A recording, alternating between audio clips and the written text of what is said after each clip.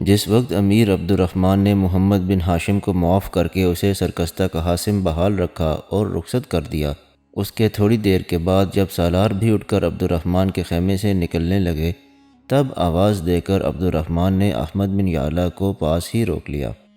احمد بن یعلا خیمے میں رک گیا، باقی سالار خیمے سے باہر نکل گئے تھے۔ احمد بن یعلا مڑا، جس نشست سے اٹھا تھا دوبارہ اسی پر بیٹھ گیا، پھر امیر عبد الرحمن کی طرف دیکھتے ہوئے کسی قدر تجسس اور تشویش بھرے انداز میں اس نے پوچھا، امیر محترم، آپ نے مجھ اکیلے کو روک لیا ہے، کیا کوئی خاص بات ہے؟ کیا مجھ سے کوئی غلطی یا کوتاہی ہو گئی ہے؟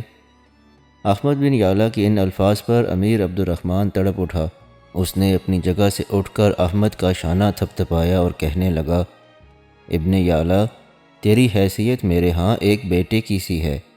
میرے رب کی قسم، جتنا میں تم سے خوش ہوں کسی سے نہیں ہوا ہوں۔ میں نے تجھے ایک خاص مقصد کے لیے روکا ہے۔ کچھ عرصہ پہلے تو نے مجھے کہا تھا کہ یہ احمد بن اسحاق اور امیہ بن اسحاق قابل اعتبار نہیں۔ بیٹے، آج میں تیرے اندازوں اور تیری پرکھ کی داد دیتا ہوں۔ یہ دونوں بھائی واقعی سانپ نکلے ہیں۔ اگر مجھے پہلے پتہ ہوتا کہ یہ ہماری نعمتوں اور جو کچھ ہم نے منصب اور دولت کی صورت میں انہیں دیا، اس پر لات مار کر ہمارے خلاف بغاوت اور سرکشی کی روش اختیار کریں گے تو میں ان دونوں کو سانپ سمجھ کر پہلے ہی ان دونوں کے سر کچل کر رکھ دیتا۔ بہرحال اب بھی کچھ نہیں گیا۔ یہ دونوں بھائی زیادہ سے زیادہ یہی کریں گے کہ رومیر کے ساتھ مل کر ہمارے خلاف حرکت میں آئیں گے۔ رومیر کی ہم نے کئی بار کمر توڑ رکھی ہے، اور اب اس نے پھر کبھی کسی موقع پر ہمارے سامنے آنے کی کوشش کی تو پھر اس کی وہ حالت کریں گے کہ اسے اپنے سامنے موت کے بھنور رقص کرتے دکھائی دیں گے۔ یہاں تک کہنے کے بعد امیر عبد الرحمن رکا، کچھ سوچا، پھر دوبارہ احمد کی طرف دیکھتے ہوئے کہنے لگا، ابن یعلا، اب تیری حیثیت میری نگاہوں میں سارے لشکریوں کے سالار اعلیٰ کی سی ہے۔ اس کے علاوہ میں تیرے ذمے دو مزید کام لگانے لگا ہوں۔ پہلا یہ کہ لشکر جب کبھی بھی کہیں حرکت میں آیا کرے گا تو جس قدر لشکر کے جاسوس اور طلایہ گر ہیں وہ سارے تمہارے ماتحت کام کیا کریں گے۔ تم ہی ان کا تقرر کیا کرو گے اور ان سے کام لینا بھی تمہارے فرائض میں شامل ہوگا۔ دوسرا کام میں تمہیں جو سونپنا چاہتا ہوں وہ احتیاط کے طور پر ہے، اس لیے کہ احمد بن اسحاق اور امیہ بن اسحاق نے ہمارے خلاف غلط رویہ اور روش اختیار کی ہے۔ میں چاہتا ہوں کہ لشکر میں جس قدر سالار ہیں تم خود بھی ان پر نگاہ رکھو۔ کسی بھی وقت کسی کے قدم ڈگمگا سکتے ہیں، لہٰذا اگر تم ان پر نگاہ رکھو گے تو آئندہ کوئی دوسرا سالار ہمارے خلاف احمد بن اسحاق اور امیہ بن اسحاق جیسا طریقہ اور راستہ اختیار نہ کر سکے گا۔ امیر عبد الرحمن کی اس گفتگو کے جواب میں احمد بن یعلا کچھ کہنا ہی چاہتا تھا کہ عین اسی لمحے عبد الرحمن کے محافظ دستوں کا سالار خیمے کے دروازے پر نمودار ہوا اور امیر کو مخاطب کر کے کہنے لگا، امیر، ایک نصرانی لشکر میں داخل ہوا ہے۔ وہ احمد بن یعلا سے ملنا چاہتا ہے کہ احمد بن یعلا کے لیے اس کے پاس ایک انتہائی اہم اور ضروری پیغام ہے۔ ان الفاظ کے جواب میں امیر عبد الرحمن نے عجیب سے انداز میں احمد بن یعلا کی طرف دیکھا، پھر کچھ کہنا ہی چاہتا تھا کہ احمد نے اس سالار کی طرف دیکھا اور کہنے لگا، اسے یہیں بھیج دو تاکہ دیکھیں کہ وہ کیا کہنا چاہتا ہے۔ امیر عبد الرحمن احمد بن یعلا کے ان الفاظ پر خوش ہو گیا تھا، شاید وہ خود بھی یہی جملہ ادا کرنا چاہتا تھا۔ تھوڑی دیر بعد وہ سالار ادھیڑ عمر کے ایک شخص کو خیمے کے دروازے پر لے آیا۔ وہ ادھیڑ عمر شخص گودیرا تھا۔ دروازے پر کھڑے ہی کھڑے امیر عبد الرحمن کے اس سالار نے گودیرا سے سرگوشی کی، جو دائیں جانب بیٹھے ہیں وہ ہمارے حکمران امیر عبد الرحمن الثالث ہیں۔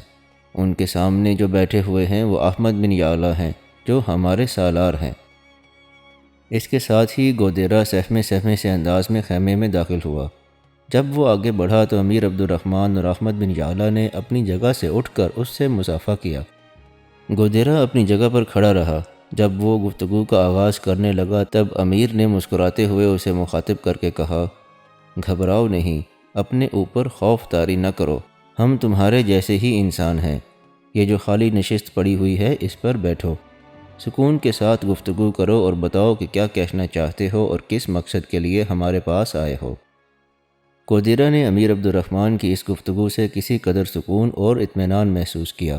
اس نے ایک لمبا سانس لیا، پھر کہنے لگا، امیر، میں لیون کے حکمران رومیر کی بیٹی کرسینہ کی طرف سے احمد بن یعلا کے لیے ایک پیغام لے کر آیا ہوں۔ ان الفاظ پر امیر عبد الرحمن ہی نہیں بلکہ احمد بھی چونک گیا، یہاں تک کہ امیر نے اسے مخاطب کیا، کیسا پیغام؟ جواب میں گودیرہ نے وہ ساری تفصیل بتا دی تھی جس طرح رومیر نے احمد بن یعلا کو ہلاک کرنے کے لیے نبرہ کے حکمرانوں کو 2 طریقے پیش کیے تھے۔ جب وہ خاموش ہوا تب کسی قدر دلچسپی کا اظہار کرتے ہوئے امیر عبد الرحمن نے پوچھا، کیا نبرہ کے حکمران گارشیا نے اس مقصد کے لیے کسی تیک زن کا انتخاب کیا ہے؟ جواب میں گودیرہ کہنے لگا، امیر محترم، رومیر نے یہ پیغام جن کارکنوں کو دے کر نبرہ کی طرف بھجوایا تھا، ان کارکنوں کے ساتھ مجھے بھی کرسینہ کی ماں لیسانہ نے ادھر روانہ کر دیا تھا۔ حقیقت یہ ہے کہ کرسینہ نے اپنی ماں لیسانہ پر یہ انکشاف کر دیا ہے کہ وہ احمد بن یعلا سے محبت کرتی ہے اور اپنی زندگی اس کے ساتھ بسر کرنا چاہتی ہے۔ اب کرسینہ کی اس محبت کا صرف اس کی ماں کے علاوہ مجھے اور رومیر کے بڑے بھائی افونش کی بیٹی انجلینا کو پتہ ہے، جس نے ان دنوں بمبلونا ہی میں قیام کر رکھا ہے۔ وہ ایک طرح سے کرسینہ کی رازدار ہے اور دونوں نے ایک ہی خوابگاہ میں قیام کیا ہوا ہے۔ امیر، کرسینہ لیون سے یہاں بمبلونا چلی آئی ہے کیونکہ وہ احمد بن یعلا کے حق میں بولنا شروع ہو گئی تھی، لہٰذا اسے خطرہ ہو گیا تھا کہ کہیں اس کی گفتگو سے اس کا باپ یہ اندازہ نہ لگا لے کہ وہ احمد بن یعلا کی طرف مائل ہو چکی ہے۔ ایسی صورت میں وہ اس کے خلاف کارروائی بھی کر سکتا تھا، لہٰذا لیون سے نکل کر کرسینہ نے ان دنوں نبرہ کے مرکزی شہر بمبلونا میں قیام کیا ہوا ہے اور اب یہی پیغام دے کر اس نے مجھے آپ لوگوں کی طرف روانہ کیا ہے۔ امیر، جہاں تک آپ کے اس سوال کا تعلق ہے کہ کسی تیک زن کا انتخاب ابھی تک کیا گیا ہے کہ نہیں، تو ابھی تک نبرہ کا حکمران گارشیا اور اس کی ماں تھیوڈورا اسی جستجو میں ہیں کہ رومیر کی تجویز کے مطابق کسی اچھے تیک زن کا انتخاب کر کے اس کے ساتھ احمد بن یعلا کا انفرادی مقابلہ کروائیں۔ رومیر کے وہ کارکن جو یہ تجویز لے کر گارشیا اور ملکہ تھیوڈورا کے پاس آئے تھے وہ واپس لیون جا چکے ہیں، لیکن کرسینہ بیٹی نے مجھے اپنے پاس روک لیا ہے۔ دراصل اس کا اندازہ ہے کہ شاید اسے خود کسی طرح سے آپ سے یا احمد بن یعلا سے رابطہ قائم کرنے کا موقع نہ ملے، لہٰذا وہ میرے ذریعے سے آپ لوگوں سے رابطہ قائم رکھنا چاہتی ہے۔ میں چونکہ لیون کے محل کے خادموں میں سے ایک ہوں، لہٰذا وہ جو کارکن واپس لیون گئے ہیں ان کے ہاتھ کرسینہ نے یہ پیغام بھجوا دیا ہے کہ اس نے مجھے اپنے کام کاج کے لیے اپنے پاس روک لیا ہے۔ میرا نام گودیرہ ہے۔ یہاں تک کہنے کے بعد گودیرہ رکا، کچھ سوچا، پھر اپنی بات کو آگے بڑھاتا ہوا کہنے لگا، امیر، پہلے رومیر کی تجویز کے مطابق ملکہ تھیوڈورا اور اس کا بیٹا گارشیا دونوں اپنے کسی اچھے تیک زن کو احمد بن یعلا کے خلاف انفرادی مقابلے میں آزمائیں گے۔ اگر وہ اس میں ناکام ہوئے تو پھر دوسرا طریقہ استعمال کریں گے، پھر وہ پادریوں کا ایک وفد آپ کی طرف روانہ کریں گے۔ وہ پادری اپنے ساتھ ایک اچھا تیک زن بھی لے کر آئیں گے اور صلح کے ہیلے اور حربے کے ذریعے آپ کے لشکر میں آ کر احمد بن یعلا کے خلاف کارروائی کرنے کی کوشش کریں گے۔ کرسینہ نے مجھے احمد بن یعلا کے نام سختی اور تاکید کے ساتھ یہ پیغام دیا تھا کہ آنے والی کسی جنگ میں جب نبرہ اور آپ کے لشکر ایک دوسرے کے سامنے آئیں اور نبرہ کے لشکر میں سے کوئی انفرادی مقابلے کے لیے نکلے تو احمد بن یعلا کو چاہیے کہ اس سے محتاط رہے، اس لیے کہ جو شخص انفرادی مقابلے کے لیے نکلے گا وہ احمد کے سامنے آتے ہی اپنے نیزے کا وار اس پر کرے گا۔ وہ لوہے کا نیزہ استعمال کرے گا جو اس کے گھوڑے کی زین کے ساتھ بندھا رہے گا۔ گودیرہ جب خاموش ہوا تب اس کی طرف دیکھتے ہوئے کسی قدر فکرمندی کا اظہار کرتے ہوئے امیر عبد الرحمن نے کہا، کیا بمبلونا میں قیام کے دوران کرسینہ کے لیے کوئی خطرہ تو نہیں؟ تمہارے ذریعے جو اس نے ہمارے ساتھ پیغام رسانی کا سلسلہ شروع کیا ہے تو کیا اس وجہ سے اس کی ذات مشکوک نہ ہو جائے گی؟ اگر ایسا ہوا تو کیا اس کے خلاف نبرہ کی ملکہ اور اس کا بیٹا کوئی کارروائی تو نہیں کریں گے؟ امیر، فی الحال اس کی کوئی امید نہیں ہے۔ کرسینہ وہاں قیام کے دوران میرے ذریعے آپ کے ساتھ پیغام رسانی بڑی آسانی سے جاری رکھ سکتی ہے، اس لیے کہ محل کے اندر اس کی ایک ہمدرد ہے جو اسے ساری خبریں پہنچاتی ہے۔ وہ اس کے بڑے ابا افونش کی بیٹی انجلینا ہے جو دیوانگی کی حد تک کرسینہ سے محبت کرتی ہے۔ امیر، کرسینہ زیادہ تر بمبلونا کے محل میں اپنی خوابگاہ کے اندر ہی رہتی ہے، کسی سے زیادہ ملتی جلتی نہیں ہے، نہ ہی ادھر ادھر سے خبریں لینے کی کوشش کرتی ہے۔ اسے خود ہی احساس ہے کہ اگر اس نے ایسا کرنے کی کوشش کی تو اس کی ذات مشکوک ہو جائے گی۔ انجلینا جو اس کے بڑے ابا کی بیٹی ہے وہ ساتھ ہی نبرہ کے حکمران گارشیا کی بھانجی اور ملکہ تھیوڈورا کی نواسی ہے، اس لحاظ سے اس پر کوئی شک نہیں کرتا، اور کرسینا کے لیے یہ سارے کام انجلینا ہی سر انجام دے رہی ہے۔ کرسینا نے احمد بن یعلا کے لیے یہ پیغام بھی بھجوایا ہے کہ جس وقت کسی تیغزن کا انتخاب ہو جائے گا تو وہ پھر مجھے آپ کی طرف بھجوائے گی اور اس تیغزن کی نشاندہی کرے گی۔ ساتھ ہی کرسینا نے یہ بھی کہا تھا کہ اگر اس تیغزن کی نشاندہی نہ بھی ہو سکے تب بھی جب کبھی بھی نبرہ کے لشکر کے ساتھ ٹکراؤ کے نتیجے میں انفرادی مقابلہ درپیش ہو تو احمد بن یعلا کو چاہیے کہ جو شخص بھی اس کا نام لے کر انفرادی مقابلے کے لیے للکارے اس کے مقابلے کے لیے نکلے ضرور، لیکن محتاط رہے کہ وہ اس پر اپنے لوہے کے نیزے کا وار کرے گا۔ یہاں تک کہنے کے بعد گودیرا جب رکا تب امیر عبد الرحمن اس کی طرف دیکھتے ہوئے کہنے لگا، سب سے پہلے تو میں تمہارا شکریہ ادا کرتا ہوں کہ تم نے رومیر کی بیٹی کرسینا کا پیغام خلوص اور نیک نیتی کے ساتھ ہم تک پہنچایا۔ میرے عزیز، واپس جا کر میری طرف سے کرسینا کو یہ پیغام دینا۔ اب اس کی حیثیت میری نگاہوں میں ایک بیٹی کی سی ہے، جب کبھی بھی وہ میرے پاس آئے گی اور میرا اور اس کا سامنا ہوگا تو اس کی عزت، اس کا وقار اور اس کی حیثیت ہمارے ہاں ایک ہر دل عزیز بیٹی کی سی ہوگی۔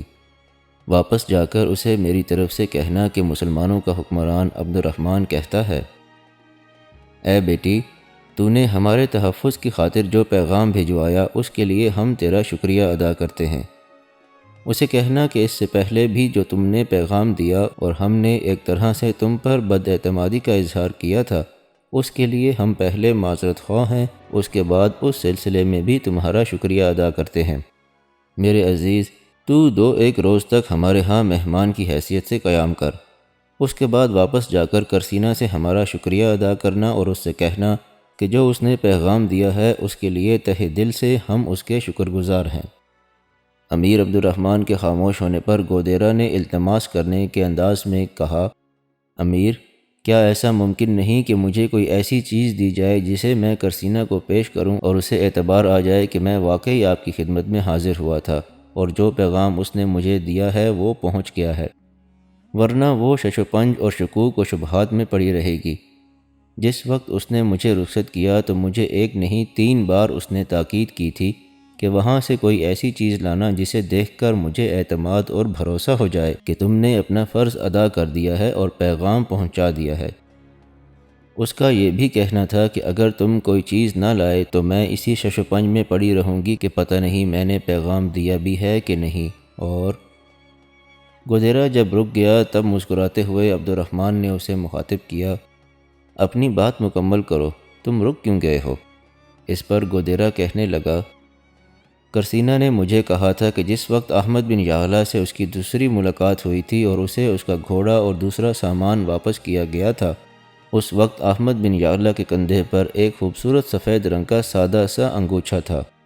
کرسینا کا کہنا تھا کہ اگر تو وہ انگوچھا لے کر آئے تو میں اسے پہچان جاؤں گی اور مجھے یقین ہو جائے گا کہ جو پیغام میں پہنچانا چاہتی تھی وہ پہنچ چکا ہے۔ گودیرا جب خاموش ہوا تب سوالیہ سے انداز میں عبد الرحمن احمد بن یعلا کی طرف دیکھنے لگا۔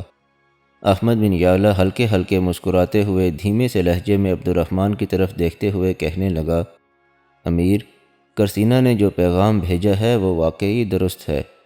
جس وقت دوسری بار میں نے کرسینا کو اٹھایا تھا اور اپنے علاقوں میں لے گیا تھا اور جب میں وہاں سے اسے رخصت کرنے لگا اس وقت واقعی میرے شانے پر سفید رنگ کا انگوچھا تھا۔ اگر میرے اس انگوچھے کو وہ پہچانتی ہے تو وہ انگوچھا میں اسے دے دوں گا تاکہ کرسینا کو اعتبار آ جائے کہ جو پیغام وہ ہمیں دینا چاہتی تھی وہ ہمیں مل چکا ہے۔ امیر عبد الرحمن نے اس بار گودیرا کی طرف دیکھا، پھر کہنے لگا، جو کچھ احمد بن یعلا نے کہا ہے کیا اس پر تم مطمئن ہو؟ گودیرا مسکرا دیا اور کہنے لگا، امیر، اب میں مطمئن ہوں۔ اگر وہ انگوچھا مل گیا تو میں بھی خوش ہو جاؤں گا اور مطمئن ہو جاؤں گا کہ کرسینا مجھ پر اعتبار اور بھروسہ کر لے گی کہ میں نے اس کا پیغام دے دیا ہے، اور انگوچھا دیکھ کر جو خوشی کرسینا کو ہوگی وہ تو میں اس وقت الفاظ میں بیان نہیں کر سکتا۔ امیر عبد الرحمن نے پھر اسے مخاطب کر کے کہا، تم ایسا کرو کہ احمد بن یعلا کے ساتھ چلے جاؤ، 1-2 دن یا 3 یا 4 دن، جتنے بھی دن تمہارا جی چاہتا ہے ہمارے لشکر میں قیام اور آرام کرو، جب تم رخصت ہونا چاہو گے تو احمد تمہاری رخصتی کا سامان کرے گا، ساتھ ہی تمہیں وہ انگوچھا بھی دے دے گا جو تم نے واپس جا کر کرسینہ کو دکھانا ہے۔ اس کے ساتھ ہی عبد الرحمن نے اپنے پیچھے پڑے ہوئے تکیے سے ایک چرمی تھیلی اٹھائی، وہ نقدی سے بھری ہوئی تھی۔ وہ تھیلی اس نے گودیرہ کی گود میں رکھ دی اور کہنے لگا، یہ ہماری طرف سے کرسینہ کا پیغام پہنچانے کے صلے میں تمہارے لیے انعام ہے۔ اب تم احمد کے ساتھ جاؤ، یہ تمہارے آرام اور قیام کا اہتمام کرے گا۔ اس کے ساتھ ہی احمد بن یالا اٹھ کھڑا ہوا اور گودیرہ کو اپنے ساتھ لے کر وہ خیمے سے نکل گیا۔ گودیرہ نے امیر عبد الرحمن کے پڑاؤ میں 2 دن قیام کیا۔ اس کے بعد وہ کرسینہ کے لیے احمد بن یالا کا انگوچھا لے کر بمبلونہ کی طرف کوچ کر گیا۔ سرکستہ کو اپنا مطیع اور فرما بردار بنانے کے بعد امیر عبد الرحمن نے ارادہ کیا تھا کہ پہلے وہ نبرہ کی سلطنت پر حملہ آور ہونا شروع کرے گا، اس لیے کہ نبرہ کی مملکت کے نئے بادشاہ گارشیا نے مسلمانوں کے خلاف پرزے نکالنے شروع کیے تھے۔ اب اس نے نہ صرف مسلمانوں کے قریبی شہروں کو اپنا ہدف بنانا شروع کیا تھا، بلکہ جہاں کہیں بھی اسے موقع ملتا وہ مسلمانوں کے مفاد کو نقصان پہنچاتے ہوئے خوشی محسوس کرتا تھا۔ جس وقت امیر عبد الرحمن سرکستہ سے کوچ کر کے نبرہ کی مملکت کے مختلف شہروں کو اپنا ہدف بنانے کا ارادہ کر رہا تھا، انہی دنوں چند ناگزیر وجوہات کی بنا پر عارضی طور پر امیر عبد الرحمن کو اپنا ارادہ بدلنا پڑا اور اسے وشقہ شہر کا رخ کرنا پڑا۔ وشقہ کا علاقہ بڑا زرخیز اور آباد تھا اور ایک عرصے سے نبرہ کے حکمرانوں کی اس پر نظر تھی۔ وشقہ کا حاکم محمد بن عبد المالک تھا۔ عبد الرحمن الثالث کے دادا عبداللہ کے دور میں عیسائی حکمرانوں نے اس شہر پر نظریں گاڑی رکھی تھیں، تاہم محمد بن عبد المالک کسی نہ کسی طرح اس شہر کا دفاع کرتا رہا۔ اب صورتحال یہ پیدا ہوئی کہ نبرہ اور جلیکیہ والوں کے ایک متحدہ لشکر نے بھی اس شہر کا رخ کیا۔ ایسا شاید وہ امیر عبد الرحمن کی توجہ اپنے آپ سے ہٹا کر وشقہ کی طرف کرنا چاہتے تھے یا اس کی فتوحات کا رخ موڑنا چاہتے تھے۔ بہرحال جلیکیہ اور نبرہ کی متحدہ قوت نے وشقہ شہر کا محاصرہ کر لیا۔ یہ صورتحال وشقہ کے حکمران عبد المالک کے لیے بڑی تکلیف دہ تھی۔ وہ جان گیا تھا کہ وہ حملہ آوروں کا مقابلہ نہیں کر سکتا، لہٰذا راتوں رات اپنی جان بچانے کے لیے وہ وشقہ سے بھاگ نکلا اور ایک قاصد امیر عبد الرحمن کی طرف روانہ کر دیا کہ وشقہ شہر اس وقت نصرانیوں کے حملے کی وجہ سے خطرے میں ہے۔ اگر نصرانیوں نے اسے فتح کر لیا تو شہر کے اندر جس قدر مسلمان ہیں وہ ان کا قتل عام کر دیں گے۔ اس نے امیر عبد الرحمن سے اپنی معذوری کا بھی اظہار کیا کہ اس کے پاس اب اتنی قوت نہیں کہ وہ جلیکیہ اور نبرہ کی متحدہ قوت کا سامنا کر سکے۔ یہ خبر ملتے ہی امیر عبد الرحمن نے وشقہ شہر کے مسلمانوں کو بچانے کے لیے سرکستہ سے بڑی برق رفتاری کے ساتھ وشقہ شہر کا رخ کیا تھا۔ جلیکیہ اور نبرہ کے لشکریوں کا خیال تھا کہ چونکہ وشقہ کا حاکم شہر چھوڑ کر بھاگ گیا ہے، لہٰذا اب وشقہ شہر کو فتح کرنا ان کے لیے انتہائی آسان ہوگا۔ تاہم شہر کے اندر جو چھوٹا سا لشکر تھا اس نے شہر کے مسلمانوں کے ساتھ مل کر شہر کا دفاع جاری رکھا۔ انہوں نے شہر کی فصیل کے اوپر پتھر اور تیروں کے ڈھیر لگا دیے تھے۔ جو ہی جلیکیہ اور نبرہ کے لشکری فصیل پر چڑھنے کے لیے نزدیک آتے، ان پر سنگباری کرتے، تیر اندازی کرتے اور انہیں پیچھے ہٹ جانے پر مجبور کرتے۔ جیسے جیسے محاصرہ طول پکڑنے لگا، ویسے ویسے وشقہ کے لشکریوں کی حالت بد سے بدتر ہونا شروع ہو گئی تھی۔ ان کے لیے پہلے ہی یہ انکشافات بڑی بددلی کا باعث تھے کہ ان کا حاکم شہر چھوڑ کر بھاگ گیا ہے اور شہر کو وہ ان کے سپرد کر گیا ہے۔ اس وقت انہیں اپنے چاروں طرف سے کوئی مدد ملنے کی بھی امید نہ تھی۔ انہیں شاید ابھی تک یہ خبر نہ ہوئی تھی کہ امیر عبد الرحمن قلعہ ایوب کو فتح کرنے کے بعد سرکستہ کو بھی اپنے سامنے زیر کر چکا ہے اور سرکستہ کے حاکم محمد بن ہاشم نے اطاعت اور فرمانبرداری اختیار کر لی ہے۔ لیکن چند دنوں بعد وشقہ کے مسلمانوں کی ساری مایوسیاں اور افسردگیاں ان کی خوشی اور ان کی طمانینت میں بدل گئیں، اس لیے کہ امیر عبد الرحمن نے اپنے لشکر کے آگے آگے کچھ قاصد وشقہ کے مسلمانوں کی طرف روانہ کیے اور انہیں پیغام بھجوایا کہ میں جلد وشقہ پہنچ رہا ہوں، میرے آنے تک وہ شہر کا دفاع جاری رکھیں۔ یہ خبر جب وشقہ پہنچی تو وشقہ شہر کے لوگوں کی خوشی اور ان کے اطمینان کی کوئی انتہا نہ تھی۔ لوگ شہر کے اندر ایک طرح سے جشن منانے لگے اور پہلے کی نسبت انہوں نے زیادہ جوش اور جذبے کے ساتھ حملہ آوروں کا مقابلہ کرنا شروع کر دیا۔ شہر کا محاصرہ کرنے والے نصرانیوں کو جب خبر ہوئی کہ وشقہ شہر کے اندر خوشیاں منائی جا رہی ہیں اور جشن برپا ہے تو اس وقت ان کی سمجھ میں کچھ نہ آیا کہ مسلمان کیوں خوشی کا اظہار کر رہے ہیں۔ آخر جب جلیکیا اور نبرہ کی مملکتوں کے اس متحدہ لشکر کے سالاروں کو یہ خبر پہنچی کہ امیر عبد الرحمن آندھی اور طوفان کی طرح سرکستہ سے وشکا کی طرف رخ کیے ہوئے ہے اور آتے ہی وہ جلیکیا اور نبرہ والوں پر حملہ آور ہوگا، تو یہ خبر سن کر جلیکیا اور نبرہ والوں کے لشکریوں کے پاؤں تلے سے زمین نکل گئی۔ انہوں نے آپس میں صلاح مشورہ کرنا شروع کیا کہ ہمیں کس رد عمل کا اظہار کرنا چاہیے۔ صرف چند ایک سالاروں نے یہ مشورہ دیا کہ ہمیں لشکر کو 2 حصوں میں تقسیم کر لینا چاہیے، ایک حصہ امیر عبد الرحمن کے سامنے رہ کر جنگ کرے گا اور دوسرا کہیں گھات میں سے نکل کر حملہ آور ہوگا۔ لیکن سالاروں کی اکثریت نے اس پر عمل کرنے سے انکار کر دیا۔ انہوں نے یہ وجہ پیش کی کہ اس سے پہلے ایسے حربے رومیر نے مسلمانوں کے خلاف استعمال کیے، لیکن ہر موقع پر اسے ذلت آمیز شکست اٹھانا پڑی۔ اس کے علاوہ وہ سالار جو اس سے پہلے کئی مقامات پر عبد الرحمن اور احمد بن یعلا سے ٹکرا گئے تھے، انہوں نے انتہائی تشویش کا اظہار کرتے ہوئے کہا، جو لشکر اس وقت ہمارے پاس ہے، اگر اس کی تعداد عبد الرحمن اور احمد بن یعلا کے لشکر سے 10 گنا بھی زیادہ ہوئی، تب بھی وہ دونوں ہمارے لشکر کو کھنگال کر رکھ دیں گے، وشکا کے نواح میں ایسا رگے دیں گے کہ کسی کو جان بچا کر بھاگنے کا موقع بھی نہیں ملے گا۔ سالاروں کے اس انکشاف پر لشکریوں کے اندر بددلی پھیلنا شروع ہو گئی تھی۔ ایک کونے سے دوسرے کونے تک ان کے لشکر میں یہ کھسر پھسر ہونا شروع ہو گئی تھی کہ اگر مسلمانوں نے وشکا آ کر ان پر حملہ کر دیا تو ان میں سے کوئی بھی زندہ نہیں بچے گا۔ اس وجہ سے سالار تو سالار ہر لشکری وہاں سے ہٹ جانے کے لیے گفتگو کرنے لگا تھا۔ بڑے سالاروں نے جب لشکر کی یہ حالت دیکھی تو اپنی عافیت اسی میں جانی کہ امیر عبد الرحمن کے وشکا پہنچنے سے پہلے وہ اپنا بوریا بسترا سمیٹ کر بھاگ نکلے۔ چنانچہ انہوں نے ایسا ہی کیا۔ امیر عبد الرحمن اپنے لشکر کے ساتھ ابھی وشکا سے لگ بھگ 5 میل کے فاصلے پر ہی تھا کہ نصرانیوں کا لشکر حرکت میں آیا اور بڑی تیزی سے وہ اس طرف بھاگ گیا جس طرف سے نکل کر وہ وشکا شہر پر حملہ آور ہونے کے لیے آیا تھا۔ اس طرح امیر عبد الرحمن وشکا پہنچا۔ شہر کے لوگوں کو جب خبر ہوئی کہ امیر عبد الرحمن وشکا پہنچ رہا ہے تو انہوں نے شہر پناہ کے سارے دروازے کھول دیے۔ شہر کے امراء شہر سے باہر نکلے اور امیر عبد الرحمن اس کے سالاروں اور اس کے لشکریوں کا شاندار استقبال کیا۔ امیر عبد الرحمن اپنے لشکر کے ساتھ شہر میں داخل ہوا۔ وہ 4 دن تک شہر کا نظم و نسق درست کرتا رہا اور اپنی طرف سے وہاں اس نے اپنا ایک حاکم بھی مقرر کر دیا۔